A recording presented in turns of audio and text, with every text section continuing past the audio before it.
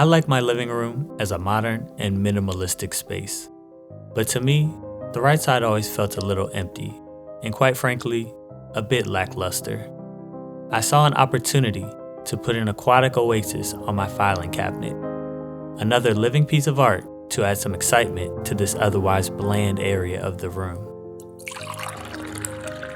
But little did I know, creating this thriving ecosystem would be much more challenging than I had ever anticipated.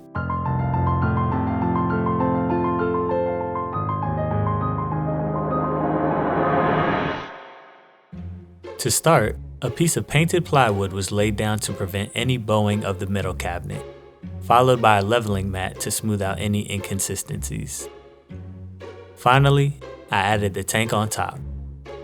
After attempting to build one myself, it turned out to be a better idea just to buy one. So the beautiful UNS 60S was purchased. I really like this tank because of its unique dimensions, measuring about 24 inches wide, 14 inches deep, and only 7 inches high. This ratio would allow for amazing depth perspective, and being shallow presented the opportunity for some really interesting immersed growth.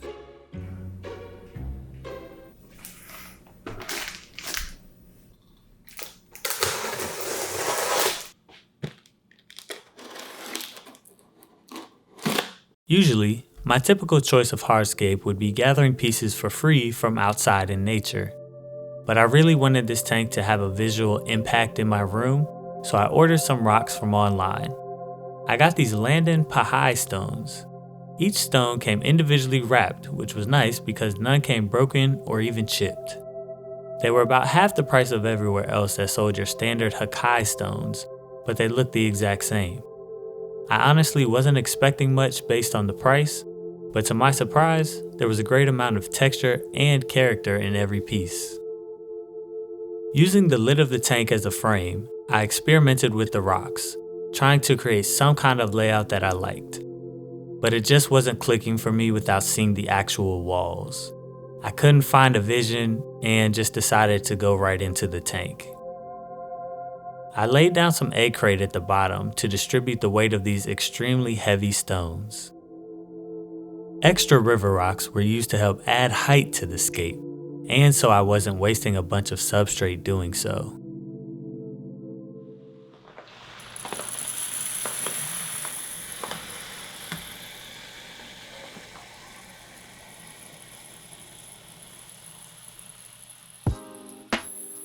Pouring some substrate in helped stabilize these stones during the process.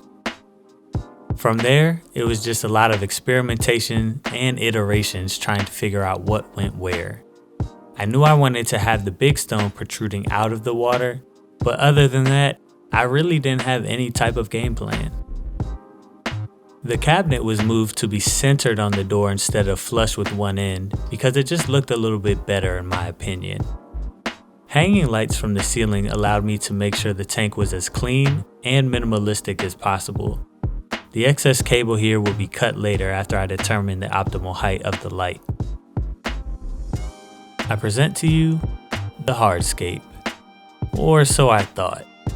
After letting it sit for a few days, I realized I didn't really like it because so much of the tank was taken up by the soil and the rocks. It's only 10 gallons to begin with, and I probably lost about 6 with this hardscape. So I changed things up a bit to give the fish more open swimming room on the right-hand side. This new layout allowed the tank to flow more naturally into the rest of the room, and just gave it a better overall feel. White sand was added because this is a low-tech tank without any CO2 injection, so the carpet won't be nice and full for quite a long time.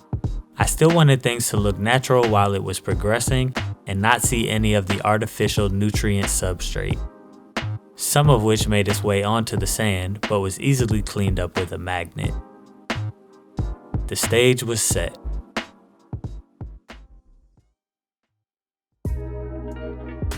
The idea behind this tank was to have it feel like the embankment of a pond or slow-moving stream. The first planting was dwarf hairgrass. Planting grass in dry sand proved to be incredibly difficult because the dry sand just stuck to the wet tweezers, so I filled the tank up. Planting became much easier, so I started plugging away. After an annoying amount of time, all the grass was finally in. Marginal and immersed plants were added towards the top of the tank so they can grow out of the water. This Hygrophila pinnatophyta has an amazing leaf shape that is probably my favorite of all the plants in the hobby. Underwater, I glued a few boost plants to the rocks, some right on the cusp of the water line to see how they grow. A filter was added to help clear things up. I thought the notch of the outflow tube was stuck on the rim of the tank and tried to force it into place.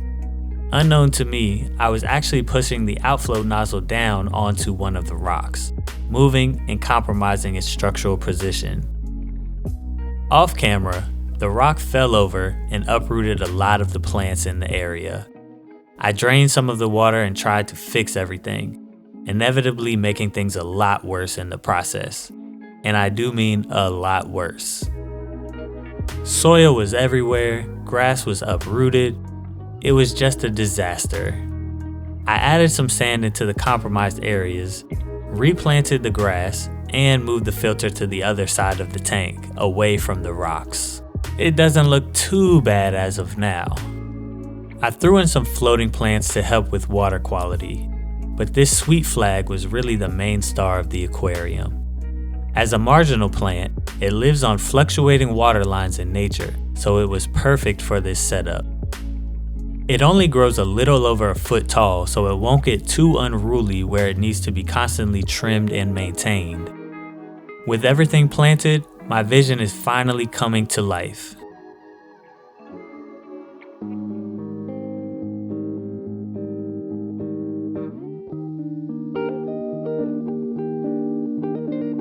The next day, there's already new growth underwater from some of the plants. About a week later though, there is some noticeable die-off from the hairgrass, which is to be expected. The sweet flag has a few leaves that are struggling, and the Hygrophila isn't looking very hot at all. However, with death comes life, here in the form of biofilm, a bacteria substance that helps drive the ecosystem. We also have some unexpected visitors in the form of snails that were more than likely introduced on some of the plants. They thoroughly enjoy munching away at the biofilm on top of the water. The old filter intake and outflow were pretty ugly, so they were switched out for some glass lily pipes. Placing them on opposite ends of the tank allows for flow across the entirety of the aquarium. With the tank coming to life, it's time we finally add some fish. Enter 12 Rasbora SBI. These guys are great because they stay small and school fairly tightly. The first day went surprisingly well. They took joy in playing around in the outflow like it was a game, to get spit out, then dart right back over to do it again. They even ate the same day. Next week, the grass had gotten pretty long, so it was time for our first trim. This will help get rid of some of the dieback as well as encourage the grass to spread. I jumped in with my scissors and got to work. There was a lot of mess to clean up afterwards, but that was easily taken care of with some patience and paper towels.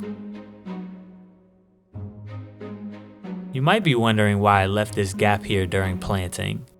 That's because those two rocks are actually one rock divided by a light dusting of sand, so it's not deep enough to actually plant in. But I'm already seeing some new growth on that shallow path. We do have a bit of bad news though. Apparently, SBI are impeccable jumpers, and a few days after the big trim and water change, all but two had jumped to their unfortunate demise. So I was left with a fairly empty tank of snails, two small fish, and a new inhabitant, Hydra. These tiny microorganisms are cousins to the sea anemone. Some people consider them a pest, some people consider them a part of a natural ecosystem. I won't bother them unless they get too out of control and something really needs to be done. The biofilm is decreasing significantly, which is a plus. But there seems to be a weird fungus on the floating plants. I decided to remove the infected plants to make sure they weren't spreading. Some of the immersed plants also had some fungus on them, so they were trimmed and removed as well. At this moment, the tank is looking pretty sparse. And just to put the nail in the coffin, the remaining 2 fish jumped out the night after filming this. With an empty tank, we start round 2 of the fish. Seeing that most people have said chili rats borers weren't known jumpers, I added some to the tank. One came in dead, but he was removed immediately. Now these guys are tiny. Even in a small tank like this, they seem almost microscopic, but they look great. As a precaution, I lowered the water level and added an air stone to give them some extra oxygen as they acclimated after their trip. One came in with an odd growth on its head, so I'll definitely be keeping an eye on that as we move forward. Next, I added this sparkling Abrami to the mix. The hope was that he would occupy more of the planted rocky area, hunting for food, while the chilies stayed out in the open water swimming about. He was very shy at first and stayed tucked away in the rocks pretty much all the time. The chilies had a couple die-offs in the first few days, including the one with the lump on it. The tank was looking a little empty again, so I added more chilies to increase the number in the school. Everyone seems to be a lot happier now. While the fish are thriving, at the 2-month mark, most of the hydra seem to have faded away on its own, and has been replaced by diatoms.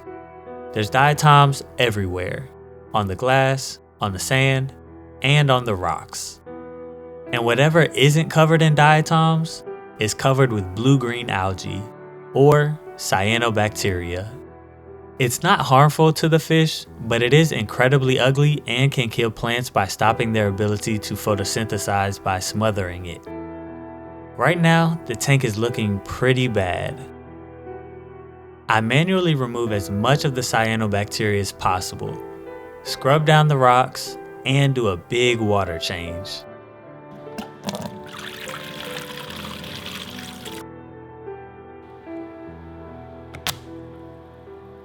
But this is the last time we'll ever see this tank looking like this. I'm doing a full blackout.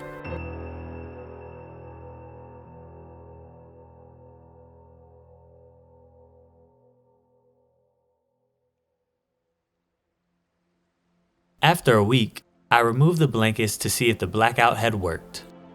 At first glance, the tank looks much better. There's no sign of any blue-green algae, and the vast majority of the diatoms have all disappeared. One by one, the fish start to creep out and explore with the little natural light they now had. Staying pretty close to all the hiding spaces at first, they eventually start making their way into the rest of the tank. As the lights come on, I noticed that one of the boost plants had a major growth spurt during the blackout, sprouting 7 new leaves, all angled upward. Most people say boost plants grow slow, but maybe blackouts are a new trick. It seems like some of the chilies have really grown into their colors and are showcasing some beautiful reds and oranges. I've never seen these fish in real life outside of the fish store, so to see their full coloration in person is truly stunning. Even our timid little Abrami decided to slowly emerge from his hideaway to inspect things. It took him a little while, but soon he was everywhere in the tank, exploring, investigating, and just swimming about freely. He's moving with a confidence that he has never had before, although he occasionally dips back into his retreat just to make sure he has his safe space. All in all, the blackout was a success, and it seems like the ecosystem is now back in full swing. I'll leave you with a few shots of the tank 5 months from the day it was filled up, showing the balanced system. See you next time.